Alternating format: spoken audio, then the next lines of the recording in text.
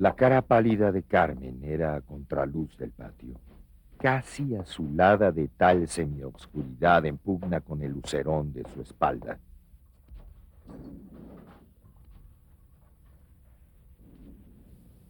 Nada más se dobló hacia atrás su cuerpo delgado al recibir el manotazo en la pálida cara congestionada de sangre, de miedo vuelto ira, porque una trompada en el rostro es la más oscurecedora experiencia que un ser humano puede resistir. Carmen estaba paralizada.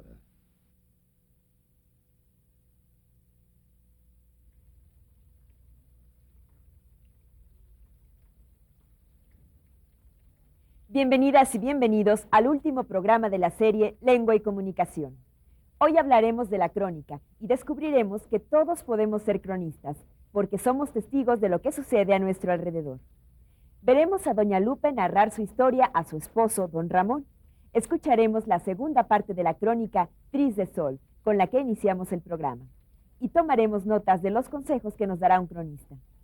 Las palabras clave de este día son relato cronológico y juicio.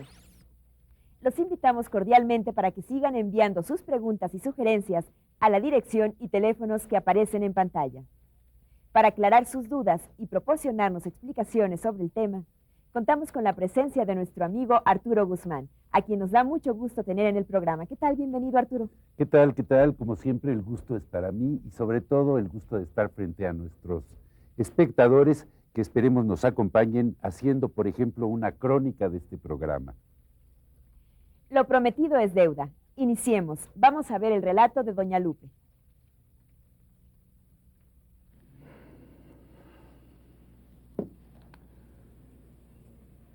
Ay, ya vine, Ramón. Qué cansada vengo. Me tenías muy preocupado, mujer. Pues, ¿qué pasó? ¿Que llegas tan tarde? Ay, Ramón, deja que te cuente. Tranquila, con calma. Toma tantita agua. Y ahora, cuéntame. Mira, tomé el camión que sale a la 1 de la tarde del pueblo de mi tía. Venía a buen tiempo, tranquila. Un poco más adelante subió doña Carmelita. Se sentó conmigo. Y ya ves que ya está grande, pero le gusta echar relajo. Sobre todo platicar. Ya te la podrás imaginar. Sí, me las imagino. Bueno, pues todo empezó por ahí de las 2 de la tarde cuando pasábamos por la Noria. Pero antes de entrar al pueblo se paró y empezó a subir bastante gente. Tanta que hasta iban muchos de pie. De ahí para adelante el camión se fue a vuelta de rueda. Nosotras íbamos tan entretenidas que ni nos dimos cuenta que ya había pasado un buen tiempo. Hasta que nos llamó la atención que la gente iba como inquieta y se asomaban hacia adelante. Algunos con fastidio, otros preocupados. Entonces nos dio el apuro y empezamos a preguntar qué pasaba. Nadie sabía nada y no alcanzábamos a ver. Cuando de repente un señor dijo fuerte: ¡ya, denles el dinero para que nos dejen ir! Ay, Ramón, yo me asusté y doña Carmelita, sin más averiguaciones, que empieza a decirme: creo que nos están asaltando, Lupita, esconda su monedero. No, espérese, Carmelita, le decía yo, pero ni me hacía caso. Estaba necia con esconder su monedero. Y en esas estábamos, viejo, cuando la gente del camión que iba parada se empezó a alborotar. En eso de la confusión que dice otro señor como echando relajo: ¡que se caigan con la lana, que se caigan con la lana! Yo cuando escuché eso me dije: ¿pues de qué se trata? Cuando de repente, entre la gente que iba parada, se abre paso un muchacho con la cara pintada. Iba vestido con un pantalón de cuadros, una camiseta blanca y un cinturón atravesado en el pecho.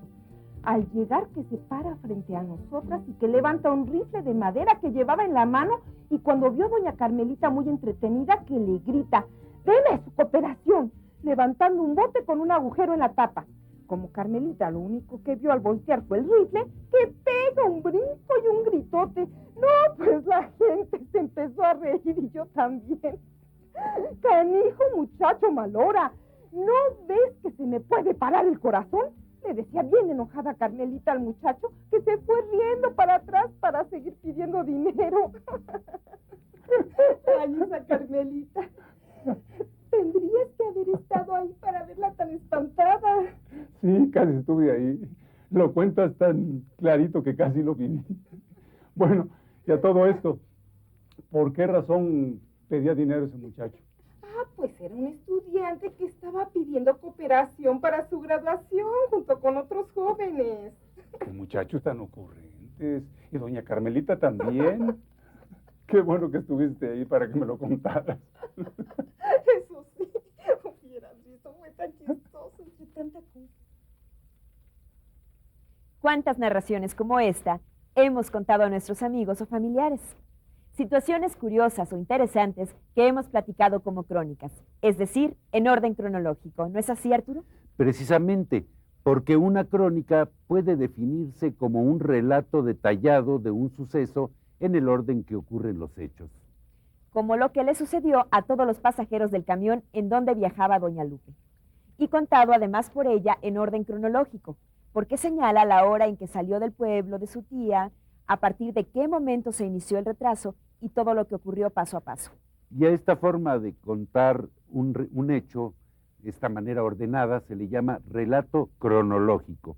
Es importante también la forma en que lo cuenta, pues narra lo que sucedió y recrea la atmósfera al describir cómo sentía ella y la inquietud de los pasajeros. Así es, Arturo. Lo platicó tan bien que don Ramón pudo imaginarse y revivir con ella lo que sucedió. Esta es una virtud de la crónica, pues en ella se pueden narrar y hacer descripciones tan fieles y amenas que nos trasladan al lugar de los acontecimientos.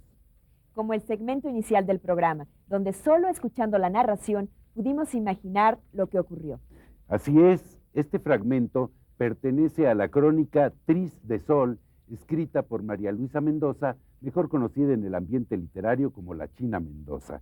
En esta obra, María Luisa recrea el momento en que la policía de Puebla irrumpe en la casa de Aquiles Cerdán para aprehender a la familia que estaba acusada de traición al entonces gobierno de Porfirio Díaz. Pues ahora los invitamos a oír la segunda parte de esta crónica. Escuche con atención e imagine los sucesos.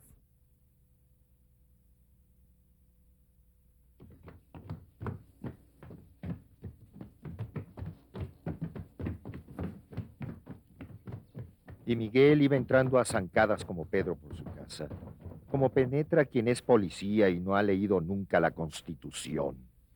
Digo que iba entrando caminando al mismo tiempo que en alaridos gritaba: traigo órdenes del gobernador de llevármelos a todos presos, porque el primer tiro sonó como si un garrafón hubiera sido dejado caer desde lo alto y la voz de Cabrera cesó. Fue viniéndose el cuerpo hacia el suelo de losa colorada y Carmen ya estaba tomando el rifle del cuarto de junto. Ya iban caminando otros gendarmes.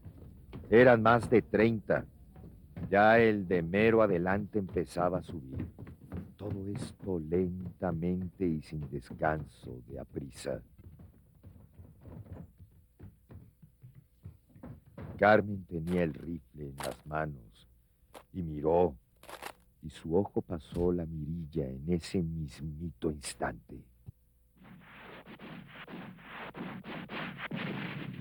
El segundo tiro entró en el hombro del gendarme aquel, y los que lo seguían echaron marcha atrás y salieron.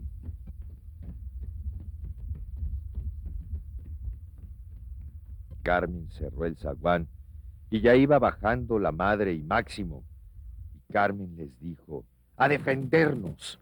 Arriba, estos están muertos. Vamos con Aquiles y los otros. Y así empezó el tiroteo. Puebla de Los Ángeles se abrió a la verdad de que era el año de 1910 y de que tenía que ser ya la revolución.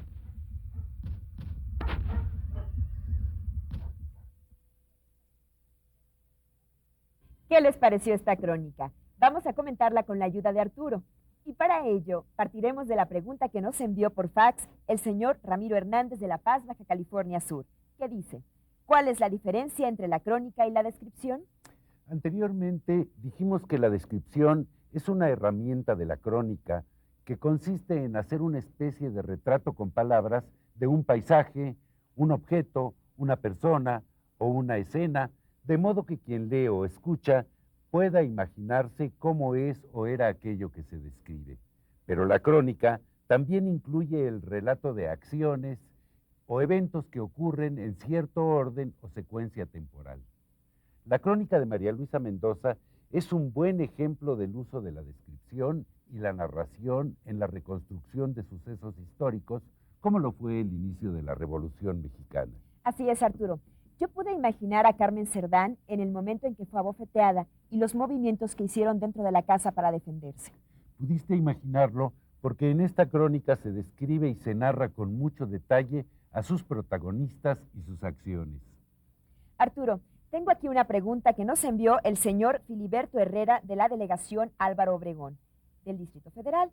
¿De qué se puede hablar en una crónica?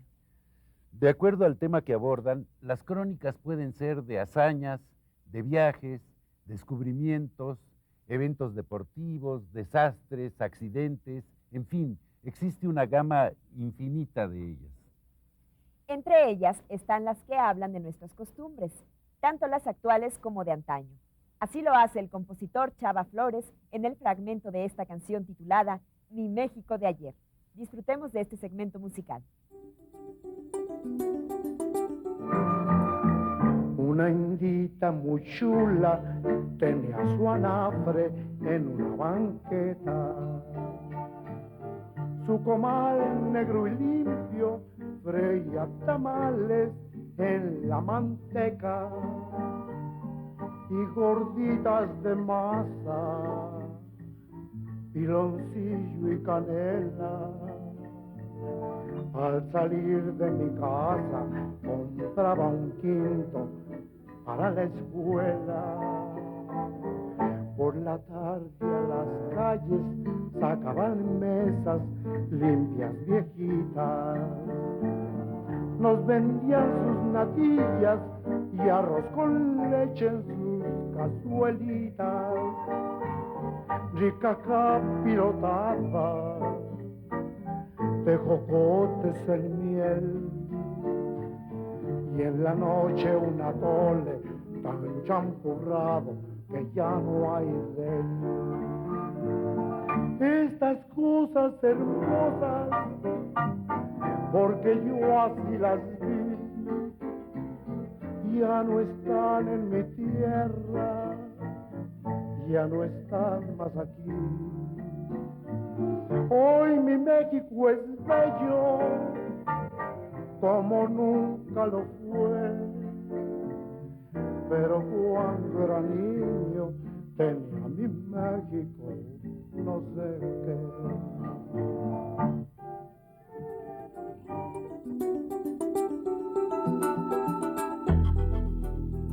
¿Qué les pareció la canción de Chava Flores? Este compositor nos dejó en su obra retratos curiosos, llenos de picardía, que hablan principalmente del Distrito Federal y sus habitantes.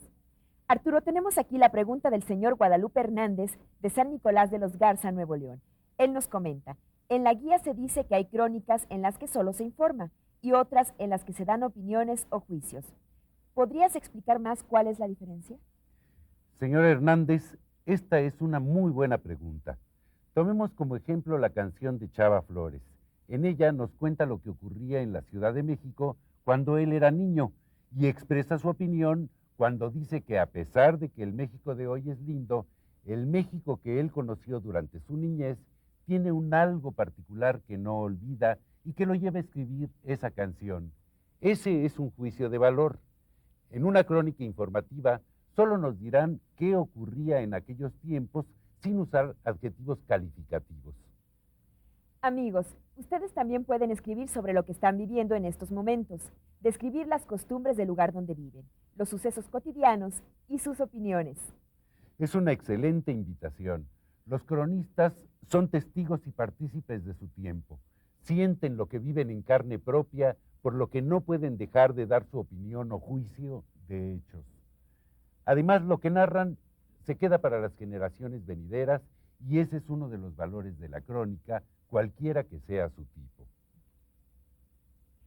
En la semana nos llegó una pregunta por correo electrónico de Josefina Carmona Trejo de Hermosillo, Sonora. Ya busqué en el periódico y no encontré la diferencia entre una crónica y una noticia. ¿Podrías explicar la diferencia, Arturo, por favor?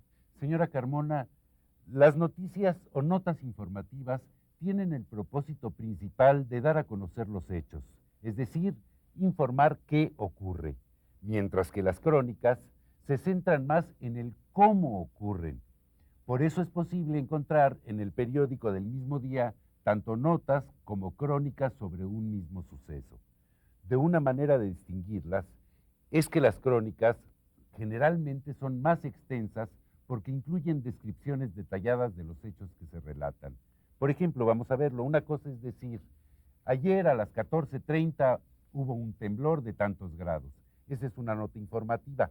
La crónica vendría a ser como esta que les leo. Dice, primero fue el silencio, el temor, el desconcierto, el temblor que no paraba, las lámparas moviéndose, los cristales rompiéndose, etcétera, etcétera. Creo que es muy evidente. Así es, Arturo. Justamente porque las crónicas tienen la virtud de hacer revivir lo sucedido. Nos atraen y nos entretienen, como lo hizo doña Lupe en su relato sobre su viaje en el camión. Pasando a otra cosa. De Izamal, Yucatán, nos llegó por fax la pregunta de Rosario Amezcualira. Ella nos dice, en mi comunidad suceden muchas cosas interesantes y me gustaría contarlo.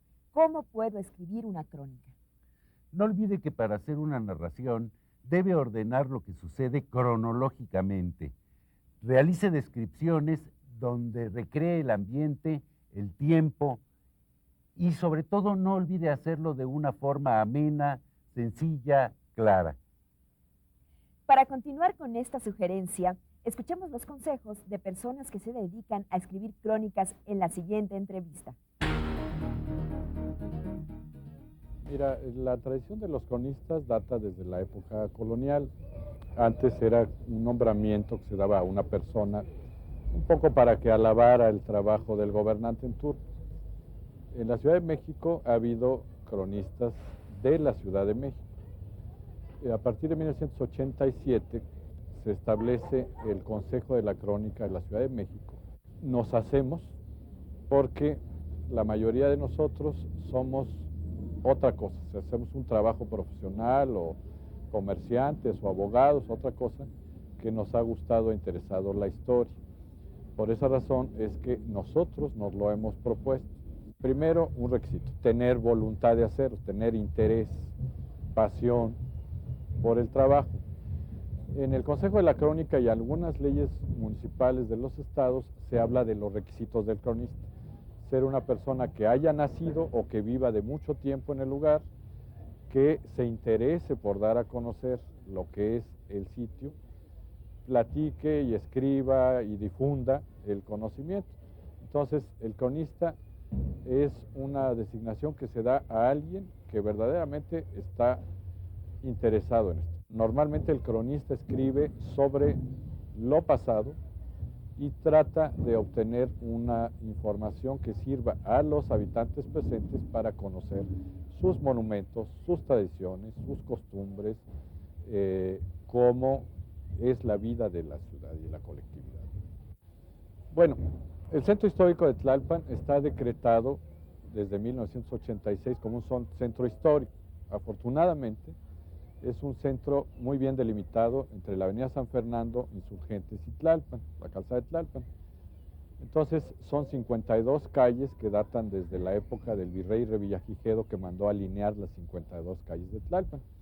Entonces, estando aquí en el centro, vemos, como pasa en todas las ciudades hechas por los españoles, que tenemos una cuadrícula de calles, un tablero de ajedrez, y aquí en el centro, este centro data desde el siglo XVI. Entonces tenemos algo que es muy valioso, que es el portal, porque es antiguo, está muy conservado, la parroquia de San Agustín de las Cuevas. Este pueblo se llamó San Agustín de las Cuevas durante todo el periodo virreinal, hasta que se convirtió en la capital del Estado de México, y en 1827 el Congreso del Estado le da la designación de villa y le regresa su nombre tradicional prehispánico Tlalpan. Tlalpan quiere decir sobre la tierra, porque nunca estuvo Tlalpan en el lago, estamos al pie de la montaña, de la Sierra de la Jusca. Esperamos que haya tomado nota de los comentarios que nos hizo amablemente el señor Jaime Orozco, cronista de la delegación de Tlalpan. y presidente de la Asociación de Cronistas del Distrito Federal, a quien agradecemos su participación en este programa. Jaime Orozco nos dio algunos consejos que pueden ser utilizados en la elaboración de una crónica. Arturo, ¿qué otros consejos nos puedes dar para escribir una crónica? Bueno, no solo para las crónicas, sino para escribir cualquier texto, es necesario utilizar correctamente los signos de puntuación, como lo menciona la guía de aprendizaje. Los signos de puntuación se usan para indicar pausas, separar ideas o partes del texto, así como para precisar el sentido de lo que se dice. Por ejemplo, observe cómo se usa una coma para separar ideas en el texto que aparece en la pantalla.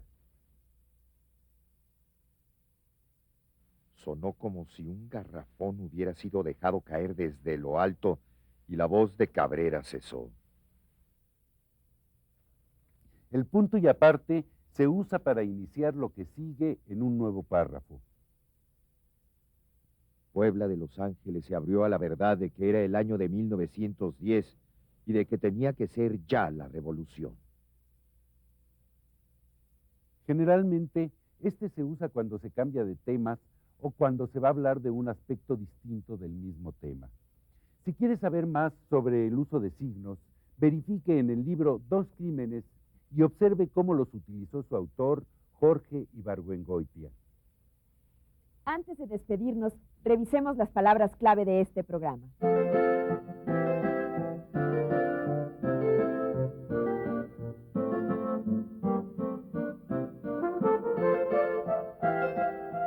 Relato cronológico. Es la narración de un acontecimiento respetando el orden en que ocurrieron los hechos.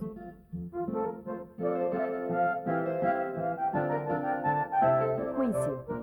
Es juzgar o valorar un hecho a partir de nuestras ideas sobre el mismo.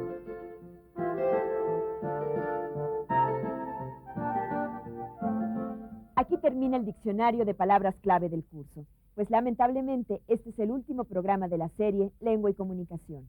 Esperamos que los temas e información que hemos presentado en esta serie hayan sido de su agrado y les sirvan de punto de partida para iniciar nuevas actividades en su vida, porque se aprende mejor lo que se hace. Agradecemos la presencia de Arturo Guzmán, nuestro asesor. Al contrario, gracias a ustedes y esperamos haberles sido de utilidad a nuestros telespectadores. El equipo de producción de la Unidad de Televisión Educativa y todo el equipo de SEA esperan que cada imagen haya sembrado en ustedes la inquietud de continuar estudiando. Así es que no nos despedimos. Esperamos verlos en los diversos espacios que brinda el conocimiento educativo. Gracias por todo.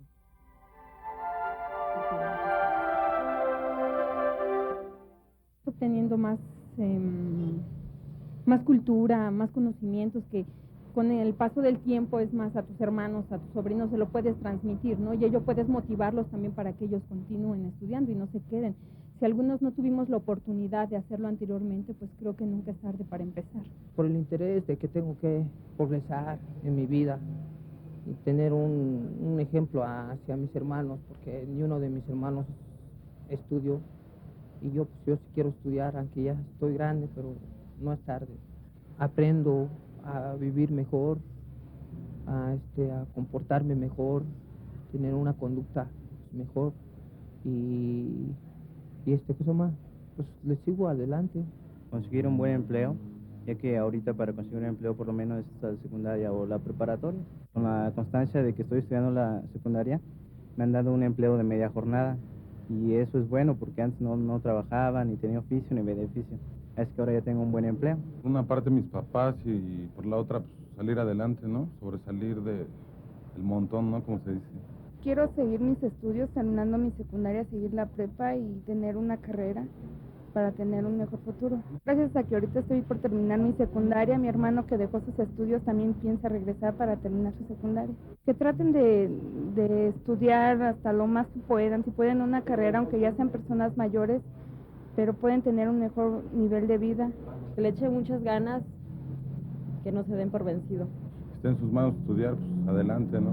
Un tiempo para todo y creo que hoy es el tiempo de estudiar. Son muchas las satisfacciones propias que obtienes al tener más conocimientos. Si usted no ha culminado su educación secundaria, ¿qué espera? Sea parte de SEA.